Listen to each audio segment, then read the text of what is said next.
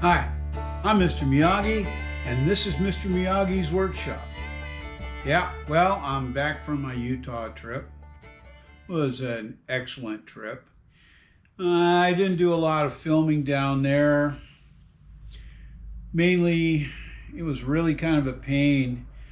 I thought there was only going to be about 1,500 people show up. Well, about 5,000 of us showed up. So filming was a bit difficult in some of the places where to get the good shots. So I, I'll let Matt's Off-Road Recovery. You go on his YouTube channel and you can watch the off-road record games down there. It was pretty cool, a lot of fun. Got to meet a lot of nice people. Had a great time. So I'm home and hanging out in the shop. Yeah, I trimmed my beard up. Mrs. Miyagi said I was looking a little shaggy, so yeah, I guess I was. So I came in and I've been working on the KLR 650. I did some fairly extensive work. I didn't film it. Stuff I've done you can find online. Like the doohickey for the cam chain adjusting, and the other side there, the thermal bob for making the engine heat up a little better. Those are all on Rocky Mountain ATV. They have several videos on those that are really good. Those are the ones I use to follow to put it on. I did add the tusk racks because I'll be running, I can either run my soft bags or my hard bags on here. I put on new handlebars, put on new front lights up here, and some side containers for my fly pole, and a GPS mount, some folding mirrors, which I think are kind of cool. I had this on another motorcycle, so I thought I don't use it as off-road as much, and I'm thinking I'll be using this one quite a bit. I did paint the plastic on this, kind of an OD green, and then I ended up putting on, I don't know if you can see this here, let me get down. I did put on some fairly aggressive tires. These are, what is it, 4060s or something like that. And I'm thinking that these will help me up in the hills quite a bit. We do have another project in the works in here. A good buddy of mine, the Englishman, or Ian the Englishman, he found another one of those 1975 CL though 360 Hondas. You remember we just finished up the CB 360. Well, he found a CL and he's going to be doing most of the work on this.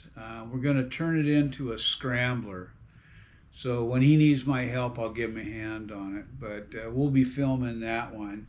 And I will show you several little pictures of this in the process of what we've gone and some of the stuff that we've already done. So, anyway, like I always say, let's get to it.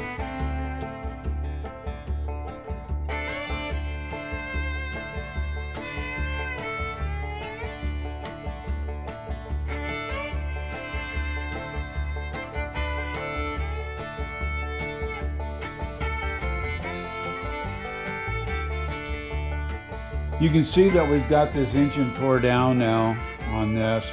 I got it to fire somewhat on starter fluid and it ran a little bit and it sounded like it'd be fine. I did a compression test on it and this cylinder on this side, on the left hand side, was about 35 and then this side was about 90.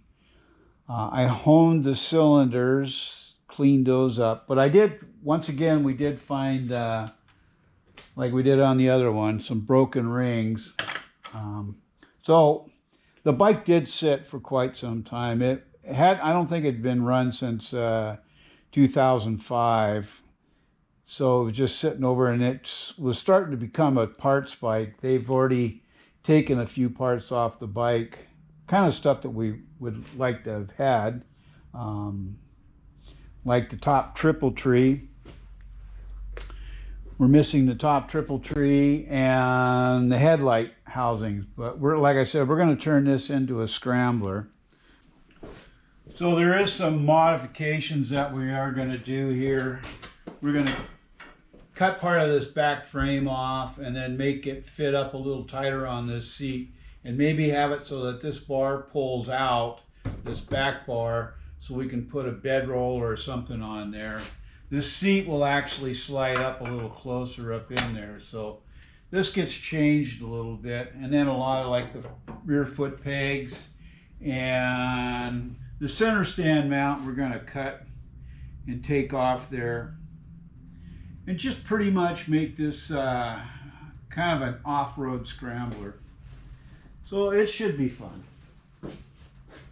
The tank's in really good shape. So we're going to cut and then we'll paint the frame. We're not going to powder coat this one, we're going to paint it. We're going to leave the tank, I'm thinking, the same, just like it is.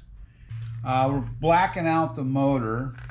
And then I've got head gaskets. I've got gasket kit there and the new rings, so we can put this thing back together again.